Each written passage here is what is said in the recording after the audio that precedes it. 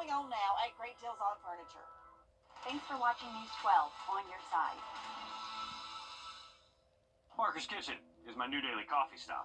Gourmet beans are freshly ground for every cup. Get your own cup of great tasting, freshly brewed coffee at Parker's Kitchen. Live from Augusta, you're watching News 12 live at 5. Good evening, I'm Meredith Anderson. Okay, the snow might be melting, but the cold temperatures, they are sticking around. So let's get over to your first alert, Chief Meteorologist Riley Hale. Riley, you were near Clarks Hill Lake during midday. It was cold then. How cold are we looking this evening? Tonight again, Meredith, I think we have a good shot of getting at least into the low 20s, so most likely not as cold as what we were this morning. The top spot, or the coldest spot this morning, was actually Lincolnton. Got all the way down to 13 degrees, but even for us here in Augusta, we actually did get down to 16, so that tied our record low temperature for today. So very impressive cold out there. Luckily, we should stay away from these numbers tonight, but we are going to get close. This afternoon, we've been able to see high temps close to 40 degrees so far, so not another day with not really a significant warm-up out there, but anywhere from around 39 degrees to 40 for us here around the metro. 37 over in Aiken, a little bit cooler over there. 38 in Graniteville, and you can see North Augusta 39. 39 is a good bet for a number for most of us here from Evans to Aiken. Now here's a look at our planner for this evening. Once again, our temperatures are going to be getting below freezing just a couple of hours after sunset. Most likely freezing by 8 p.m. We will stay below freezing at least until 8, 9 a.m. tomorrow morning. So once again, another extended period of very cold temperatures overnight. If you do have vulnerable pipes out there, may want to let those faucets drip again tonight. Here's a look at those morning lows. I would say for us here around Augusta, Bushfield, 21 degrees I think is a good bet for a low temperature tomorrow, but possibly get a little bit further north, you can see Saluda, maybe that lone spot that is able to get below 20 tomorrow morning.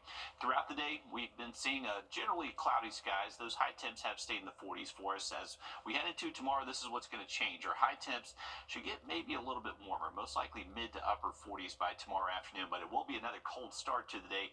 Have a look at that weekend outlook for you in just about 10 minutes. All right, thanks for that, Riley. Richmond County deputies on Interstate Parkway near Doctors Hospital.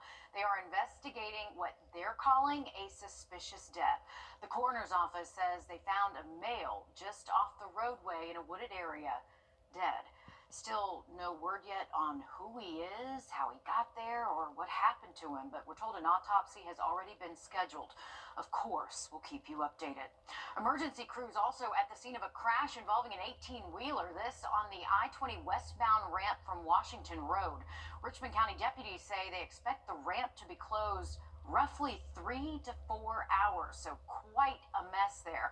The tractor trailer spilled mulch over the ramp. We're told the driver was taken to the hospital with minor injuries, but again, avoid that area. That ramp going to be closed for quite some time. We're getting the latest updates on school closures and delays from these cold temperatures and winter weather. Aiken County Public School students and staff, you return to in-person school tomorrow, but it is on a 2-hour delayed start. Only lunch will be served, and after-school activities will be held. New in the last hour, the Columbia County School District says students will go back to school tomorrow. They're calling it normal operations. Barnwell, Edgefield, and McCormick counties, they are back to normal operations as well tomorrow. Burke County schools, they will remain closed tomorrow, but Edmund Burke Academy will have a regular school day. Too many, of course, to list here, but we're constantly updating it on our website and our WRDW app. Every year, officials and volunteers conduct what they call a point-in-time count. It's essentially a snapshot to see if homelessness is growing, shrinking, or staying the same. And of course, with the dangerous cold temperatures earlier in the week, it's helping provide an organized count in Richmond County, and you can help this count as well. Your Kennedy Payne joins us now live in the newsroom. And Kennedy, do officials think Hurricane Helene might have increased the homeless numbers this year? Well, in short, yes. Augusta's point-in-time count happens at the end of every January, and tomorrow is their overnight count. This count is done in the last 10 days of January because it's usually when it's the coldest, allowing volunteers and shelters to get the most accurate number of people experiencing homelessness in our community. This all happens as a result of the Homeless Task Force and their partnership with the U.S. Department of Housing and Urban Development. also known as HUD. Based on the number, HUD decides how much funding they will give the task force for resources for a population of people experiencing homelessness. But the task force says it's more than just a head count. It's the first step to helping people in our community get connected with resources. And this year, they expect to see an increase in the count. Also talk to the Board of Education and get what their homeless families are, where they're staying. So there's a lot of them that are doubled up or in hotels. And I think that number is going to increase with the school board just because of the fact that Hurricane Helene did hit our area so hard. We have seen an uptick of folks coming into the shelter requesting longer stays. And because of the snow and winter weather, some of the counts at our local organizations have been rescheduled. This does give more time for volunteers to sign up, and we'll tell you how you can help all new on News 12 at 6 o'clock. All right, thank you, Kennedy. It is an important job. Georgia DNR says a hunter-harvested deer has tested positive for the first case of chronic wasting disease in the state. Now, this was actually harvested in Lanier County. Chronic wasting disease, it is a deadly neurological disease that moose, deer, and elk can get, kind of like the deer version of mad cow disease. 36 cases have been reported in the U.S. So far, there is no known transmission to humans. A revival could be coming for a controversial South Carolina nuclear project thought by many to be dead. Back in 2017, the plug was pulled on the VC Summer nuclear project just north of Columbia, with ratepayers on the hook for billions of dollars that they're still paying. And, of course, there was no new power generated. Your Shade House reporter Mary Green explains who might fire this work back up and why. On Wednesday, the state-owned utility Santee Cooper put out what's known as a request for proposal, or RFP. It's now looking for a potential buyer to purchase the unfinished nuclear reactors at the VC Summer site and finish the job. And we think it will benefit our customers, and we think it will benefit the people of South Carolina. Or we won't do it. That's what Santee Cooper's president and CEO told a group of lawmakers last week about finding a potential buyer for the unfinished VC Summer nuclear site. The utility is now soliciting proposals from interested parties, with bids due in early May. It's a move away from the traditional model of just looking solely to the utility to build the generation, and moving toward empowering the private sector to use their capital and their expertise, and at their risk, to solve those energy problems for the benefit of all of us. Especially as more and more tech companies are searching for huge amounts of energy to power data centers and AI technology. Senator Tom Davis has been the lead advocate in the General Assembly for Santee Cooper to pursue this option, and filed a resolution with broad support in the Senate, urging the state-owned utility to do this. This would bring over 2,000 megawatts of power online, clean power, no carbon emissions. It would satisfy a lot of the supply problems that we have right now. And I think it takes off the ratepayers' bills right now the sunk cost of that asset. Last year, the governor's Nuclear Advisory Council sent inspectors to the site, where construction was halted in 2017. It reports one of the two reactors is about half complete, the other significantly less so, and found the site to be in, quote, excellent condition, and that no obvious conditions would appear to prevent someone from finishing the work. The governor is on board with this plan. Those involved in the regulatory process and the approval process of the legislature and others have to be very careful to be sure that the thing is done right. But we have to have power. There's no substitute. I asked Governor McMaster Thursday if he's had any conversations about groups that might be interested in this project. He told me he's had lots of those conversations over the last month, but declined to say who those groups might be. Reporting from the State House, I'm Mary Green. The VC Summer project was a joint venture between Santee Cooper and SCE&G, which later became part of Dominion Energy. Snow and ice. Wow, they caused a lot of issues getting into this neighborhood.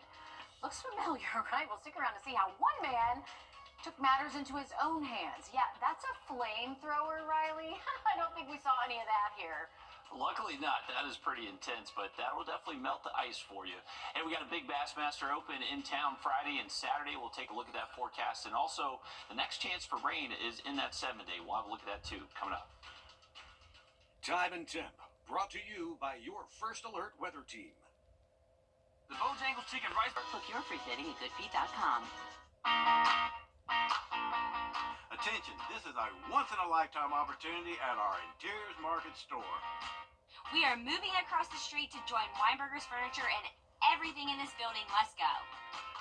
Get jaw-dropping deals and pay pennies on the dollar. Hurry, supplies are limited and these deals will go fast. Join us at Interiors Market for this epic liquidation sale. Get here quick for the best deals. Our first alert commitment to you is the power of 5 meteorologists. All the tools, the latest technology, and the first team of 5 meteorologists. News 12's First Alert Weather on your side. Day 1 of the St. Croix Bassmaster Open at Clarks Hill Reservoir starts tomorrow after being postponed due to the weather. The tournament is expected to start tomorrow morning at Wildwood Park in Appling. It brings in a ton of revenue to Columbia County, but it also costs a lot to put this on as well. Riley, you were out there earlier, but what can competitors expect for the weather tomorrow morning? And did our cold snap have any effect on fishing? You know, Meredith, I think these cold snaps can definitely bring out the bigger fish. I'm not sure if the colder water temperature just makes them a little bit dumber and bite the lures easier, but I swear you catch bigger bass whenever the water temperatures get really, really cold. So hopefully we get some big bags from those anglers that come in for the next couple of days. But as far as the weather conditions, they're going to be knocking the ice off their eyelids of those rod and reels. We are going to see freezing temperatures through at least the first couple of hours after they launch off tomorrow morning. So it is going to be battling the elements at Clarks Hill for these anglers for at least the first day, and even the second day we're still going to have to battle well below freezing temps around liftoff. Here's a look at the third. All right, thanks for that, Riley.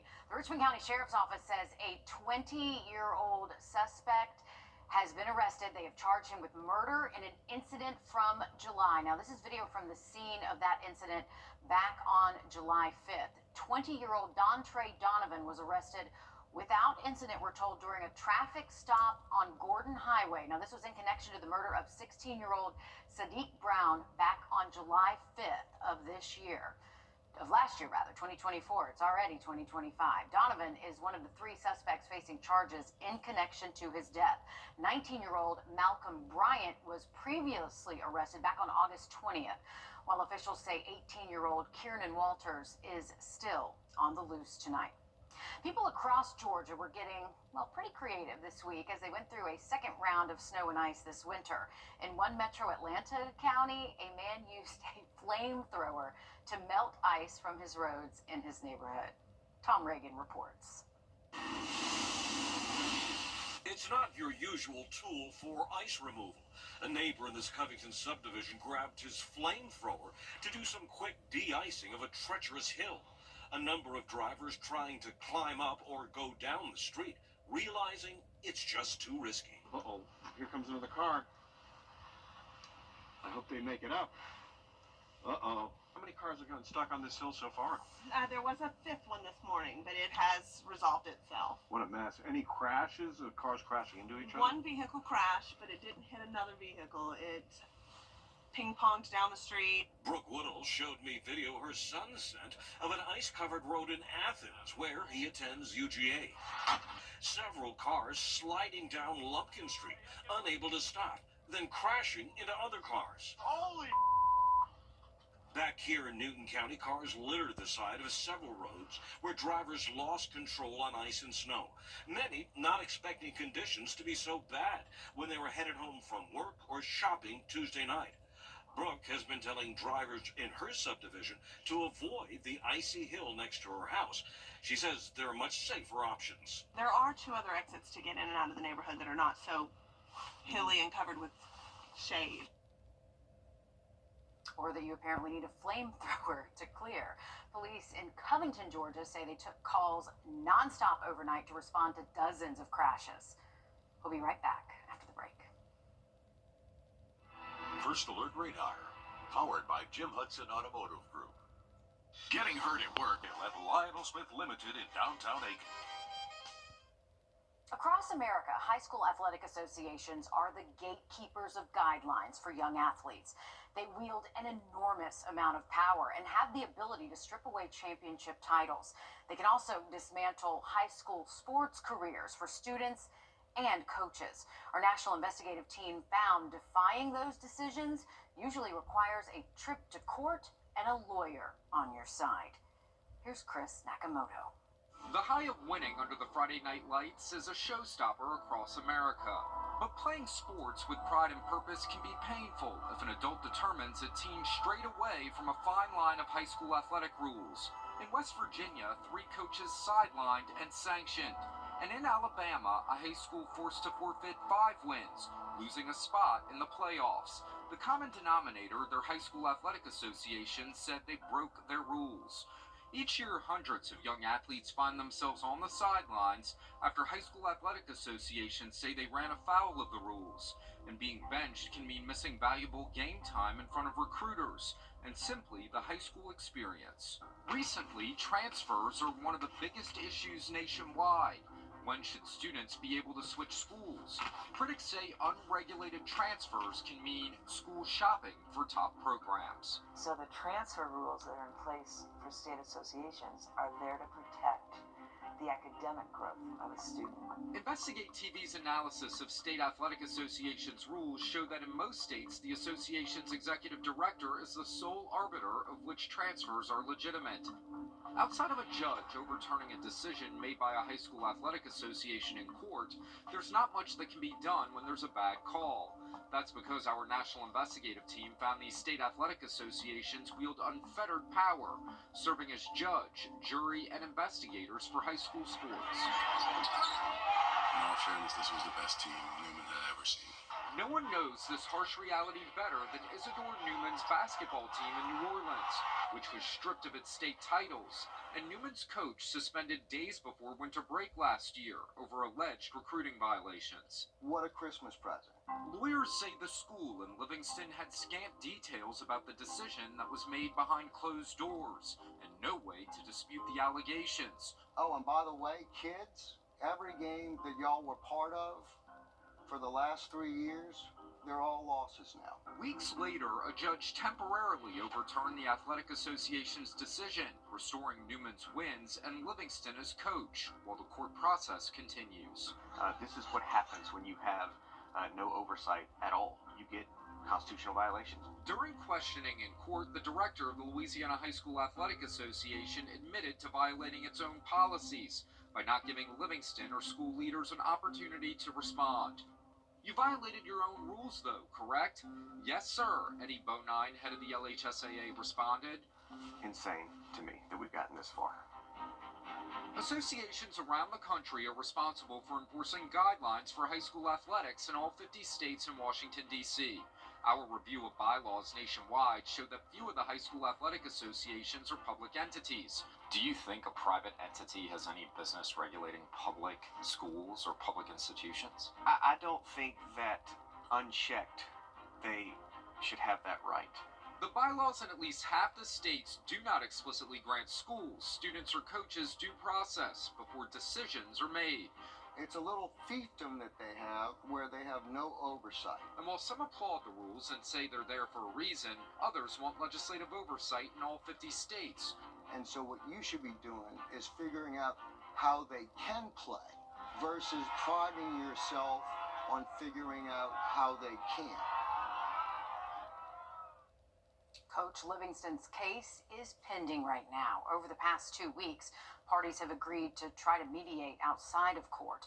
The Athletic Association has stood by its decision to move forward with its claims that Newman and Coach Livingston violated recruiting rules. We're back in a bit. Ready? It's happening right.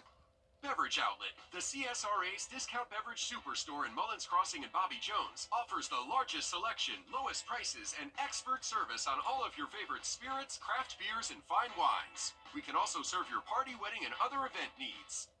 Trust Chief Meteorologist Riley Hale for your first alert. Barker's Kitchen is my new daily coffee stop. Gourmet beans are freshly ground for every cup. Get your own cup of great tasting, freshly brewed coffee at Parker's Kitchen. You're watching News 12 live at 5. Continues.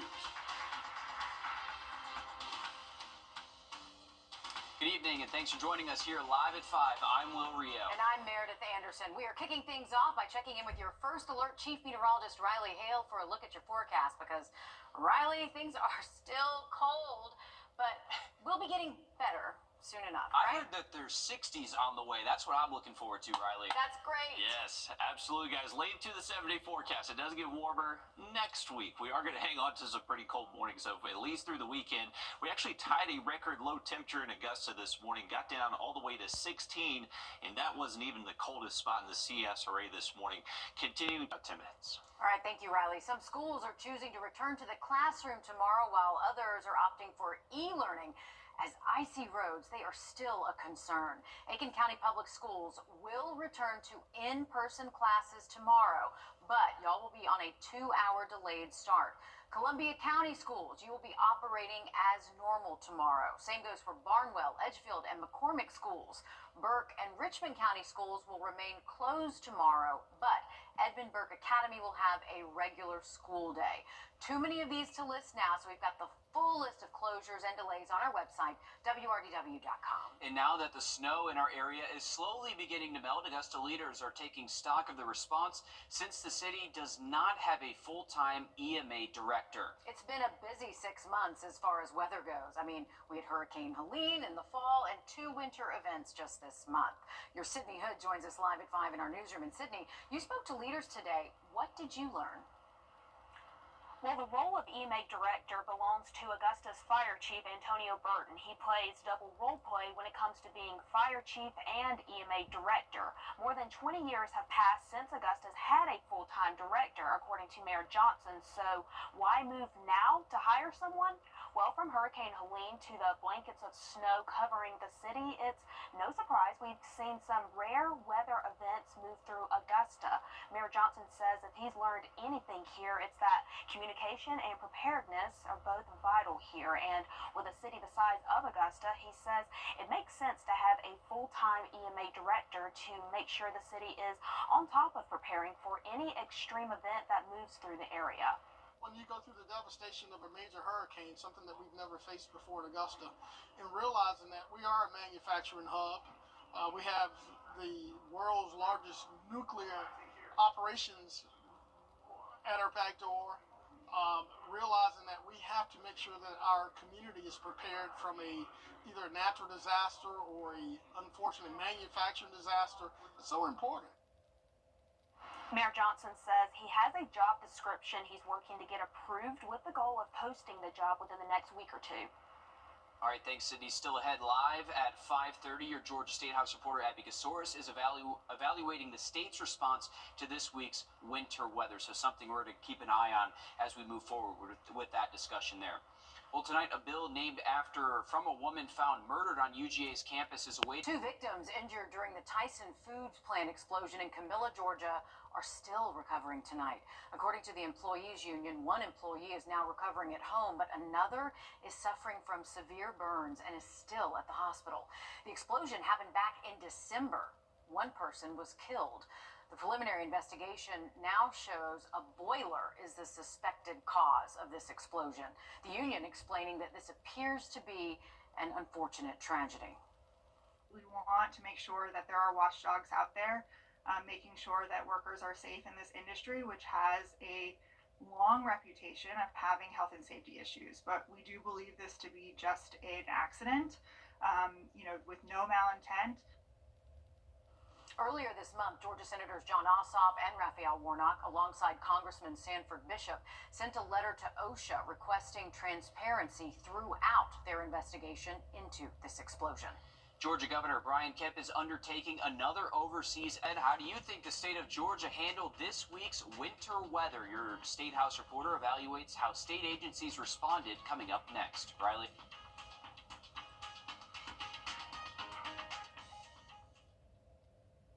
Time and temp, brought to you by your First Alert weather team. This is not you. Up as soon as Sunday night, continuing Monday morning. But then as we head later into the week, the 60s return and generally dry next Tuesday through Thursday. Sounds good. Thanks, Riley. Crews are still stretched to their limits tonight as parts of Georgia are still covered in snow and ice. Georgia State House reporter Abby Kasoris explains how much of the state is still experiencing frozen and hazardous conditions. Many hills, bridges, and overpasses remain dangerous across our state. Transportation officials say without warmer, sunnier weather, ice remains a problem. I still see a little bit of ice on the palm trees. Icicles on palm trees. Mitch Leff thought that he could escape the brunt of the winter storm in Atlanta by heading to St. Simons. Instead, he found himself in his condo without power. I always bring extra battery packs, and I have a crank radio that will crank up and charge extra things. And I didn't bring that this time because I thought, there's no way it's going to snow on St. Simons. Thursday marks day 3 of a statewide winter storm cleanup. Power crews battling ice while GDOT crews manning plows and brine trucks work 12-hour shifts. Wrecks on interstates bringing traffic to a standstill. What we're seeing mainly is people sliding on the ice, maybe sliding into the guardrails or into the ditches, and sometimes tractor trailers jackknifing in the roads and blocking the entire roadways. Lieutenant Ed Sterling with the Department of Public Safety says all of their troopers who can work are out working, assisting local departments with an influx of calls. From Tuesday night to Thursday morning, DPS reports they've received more than 3,000 calls, responded to more than 370 crashes, and helped more than 530 people. He says stay off of the roads if you can, especially in the morning, to make sure any ice has the chance to melt. Delayed starts for businesses would be great in most areas if they could at least, wait till the sun comes up. Georgia Governor Brian Kemp declaring a state of emergency that's set to expire on Tuesday. This frees up state resources to help local agencies. In Atlanta, I'm Abby Kasoris. There's some 1.7 million Americans who are totally blind, and only, get this, about 10,000 of them have guide dogs. I'm Jamie Tucker. Coming up, I want to show you a tech solution. It is a motorized seeing eye dog. First Alert Radar, powered by Jim Hudson Automotive Group. Now, There are 10 million people in the United States alone who are at least partially blind, but there are only about 10,000 service dogs. Your consumer tech reporter Jamie Tucker shows us how a new robotic guide dog could be the answer to solving this accessibility problem. 98% of blind people do not use a walking cane, nor do they use a seeing eye dog. Part of it is probably cost. The other part is probably simply caring for the dog. This is a tech solution. It's called Glide. Glide is a two-wheel device that's actually physically connected to the ground using smart cameras as well. While a Glide device looks nothing like a dog, it behaves like one. The user pushes the device forward, and the camera sees the environment in front itself and actually reacts in real time and adapts to the environment, physically steering the wheels as the user is walking forward.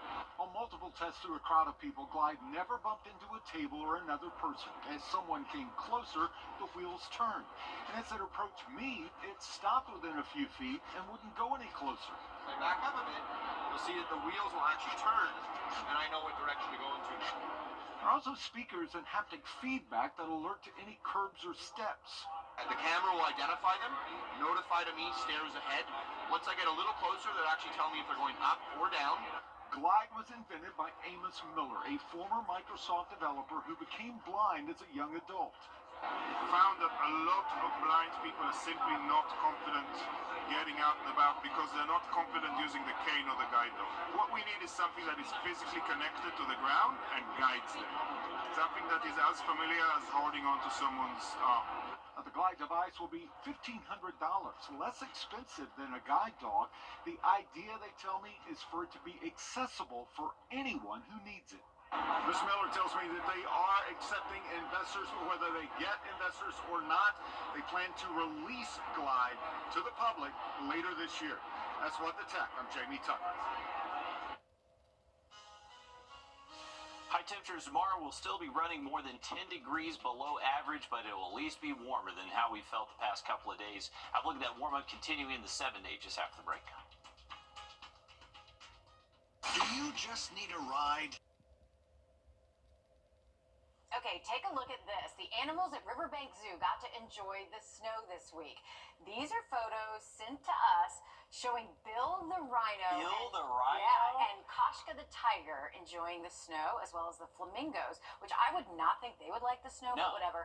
Meerkats, goats, and alpacas. I love the different names that all these animals have. It's great. Look You at go that from goat. Bill. He's like, what's up? I love it. I love their eyes too. Riverbanks was closed due to the weather, but they're now back open and on their normal schedule. I know these animals are probably enjoying the snow, Riley, but not the cold weather outside. Yeah, that's one of the best days ahead of the zoo on the really cold days because the animals have to be extra active to stay warm, so they're usually moved around. You can see them a good bit. So glad Riverbanks is back open. Definitely a good spot to check out. And how about the sunset behind me? This is from our Thermit Dam Cam. A beautiful night to check out this. We do have some exiting cloud cover being lit up by sunset here, so a beautiful end to our Thursday. Temperatures are cold. We're going to get cold again tonight. Most likely see our temperatures bottom out in the low and mid-20s by early tomorrow morning. And we'll continue temperatures like that early Saturday and Sunday.